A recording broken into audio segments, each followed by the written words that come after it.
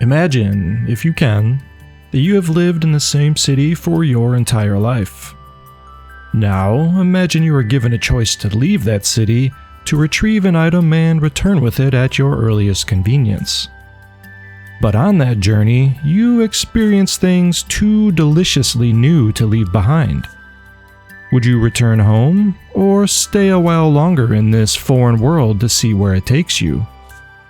This is the dilemma for our adventurer today, and I look forward to sharing his story with you, so come along. Oh, and it's about time for a change of scenery around here, don't you think? Ah, that's better. Now we can mosey on.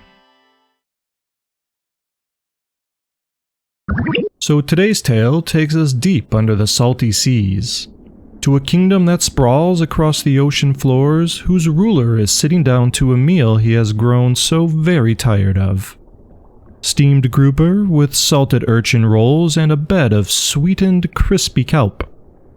Suddenly, he rose from the table, knocking over his plate and startling the queen, as he called for someone to bring forth the best hunter known to his kingdom. Kyle was lazily gliding through the currents, staring up at the seaway just outside of town near the cliffside drop-off with his companion Ort the walrus. Both seemed caught in a daydream of far-off lands, the dancing light of waves and microplankton hypnotizing their view, when a shouting squire snapped them back to reality. An urgent request from the king. Now that piqued Kyle's interest. It wasn't very often that royalty demanded anything of him, let alone break the effect of his Groundhog Day feelings. So with a hearty pat on Ort's flanks, he jerked his head towards town and both set off for the palace. The kingdom looked as beautiful as ever during this time of day, when the sunlight played across the tops of coral-lined buildings and homes. But Kyle paid no notice as he descended into the royal gardens and entryway to kneel before the king and queen. A meal seemed to have been forgotten amongst the dining room as the king paced back and forth in excited expectation. Much to Kyle's relief, it appeared the king, like himself, was bored, not necessarily of life in the same place, but of his food. He wanted something so entirely different than what could be offered amongst the briny deep, that a quest was given to Kyle. A quest for trotters, or pig's feet as they were told of from the local landers who fished their waters. The king wanted a savory soup of these trotters, and to do so would mean hunting on land, something Kyle had never done, but recently sounded more and more enticing as time went on.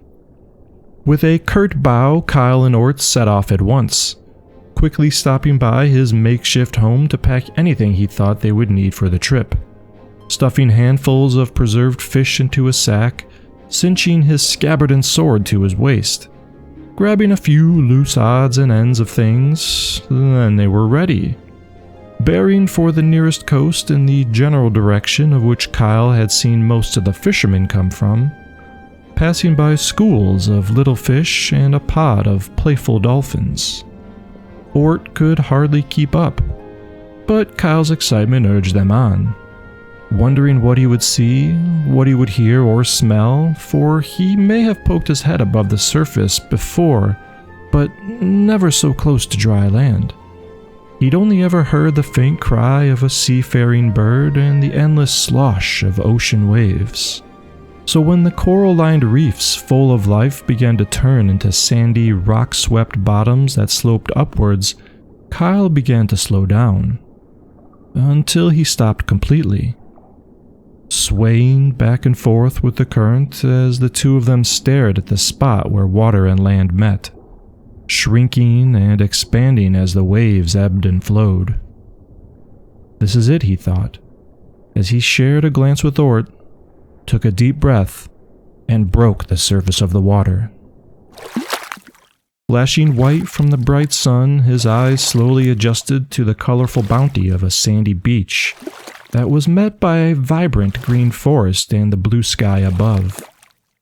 As the sun began to warm his shoulders, his ears were bombarded with a cacophony of new sounds.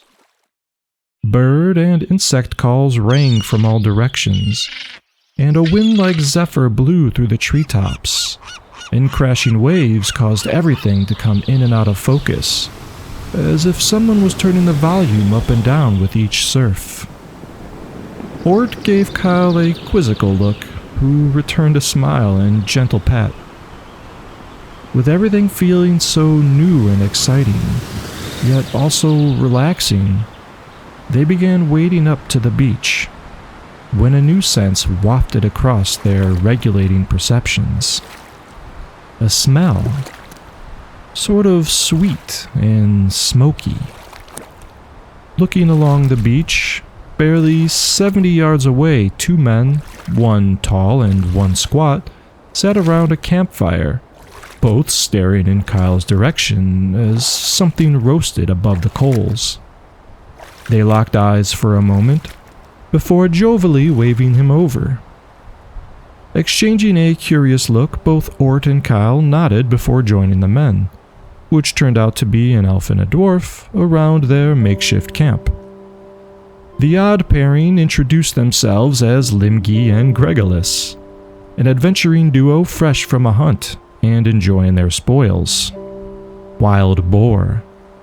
Having never met a Triton before, they were intrigued, offering a meal in exchange for a story. Kyle obliged and settled in.